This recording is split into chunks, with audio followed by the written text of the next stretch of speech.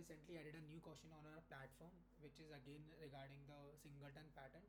So this is another way of implementing the singleton pattern.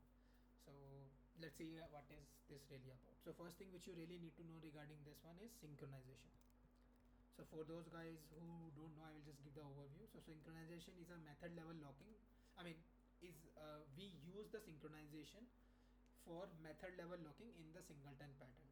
So just to give you more overview, let's say when you are writing the singleton pattern, we need to make sure that only one instance can be created. But let's say if we are in the multi-threading environment, so we have let's say thread 1 and thread 2, and let's say thread 3 also. Now if all these threads try to call this get instance at the same point of time, there will be a chances that it will create more than one instance for this class.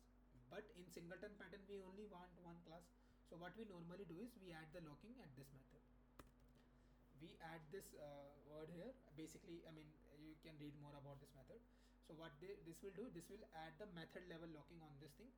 So if multiple threads are going to trying to call this method, only one thread will be allowed to enter inside this method at one point of time.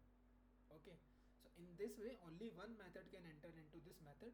So let's say T1 entered into this method get instance, it created a new instance and we are done. Now if T1 and T2 and try to get the instance again, they will get the instance which was created initially because of the T1. This solved this problem by doing the locking part. So it does not allow other threads to enter into this method until unless that particular T1 thread is done. But in this Bill Pugh Singleton implementation, we are not allowed to use the synchronization. We can't use this method level locking here to make it work. So here we need to figure out some other way to implement the singleton pattern. So this question is that the Bill Pugh is really about that. For example, as it says, this pattern avoids the need for the synchronization and improve performance while also preventing the issues associated with the serialization. Regarding the serialization thing, we have another question for this, so we can talk more about there. For now, for this one specifically, you can for now ignore it. Now the other basic things which you require for the singleton, like making sure that no one can initialize it from outside, lazy initialization, global access point, and all that thing. Okay, so now let's try to see how we can implement the singleton pattern without using the synchronization for the multi-threading environment. Okay, now one basic thing is to make sure that we are having a constructor, as we have discussed previously also. We really need to have the private constructor to make sure that no one can just call this class directly, something like Bill, and this will create a new instance. So having this private constructor will make sure no one can initialize it from outside. Okay, now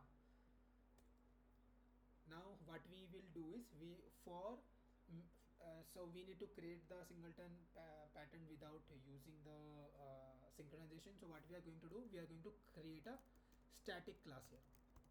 Static class, we can for now we can just name it anything, let's forget about it. And inside that we are going to create a variable which is going to actually hold our instance. Okay, so what we will again use the static for that one, static final, and what we can say is this thing.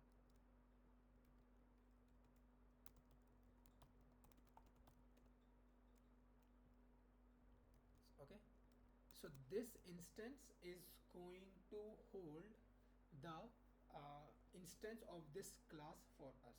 Okay, now we are just going to simply return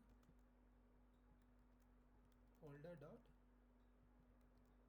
instance. Okay, compilation field. So I get it. See, these errors does not help you in any way to find out what's the issue. So I'm already working on it from like we are progressively working on it. I will make sure as soon as possible we will try to deploy that code changes. Okay, but for now, as we see, there's a compilation error. Let's see what the compilation error. Okay, I see that get instance does not have a return type. Let's add it up and let's submit it. Okay, as we can see, all the test cases passed. Just to now to give you the explanation how it is actually working. Okay, so although you are not using the synchronization, but the synchronization is actually used at the JVM level. Okay, so what happened is when you call this first time, this class actually got loaded into the JVM. JVM, which is Java Virtual Machine. Okay. So when you call this holder class first time, this class got loaded into Java Virtual Machine, JVM basically. Okay. Now what happened is when you call this again, now you can say, hey, again we are calling holder.instance. It should be again loaded into the JVM. I mean, like what we are trying to say here. The thing is, JVM class loader does not only allow to load a class single time. So even if you are asking to load a class again and again, it will not allow to do that. It actually uses synchronization internally to load all the classes. So although we are not using the synchronization, but at the end, because JVM use the class loader use the synchronization, that's why it is working out actually. So initially, when you call this thing holder dot instance first time, this thing will be called, this class will be actually called, okay, and that at that point of time it will be loaded there. But when you call it again, it will not be again loaded. It is already loaded, so you are actually going to use it there. Okay, so this is how it this actually works out.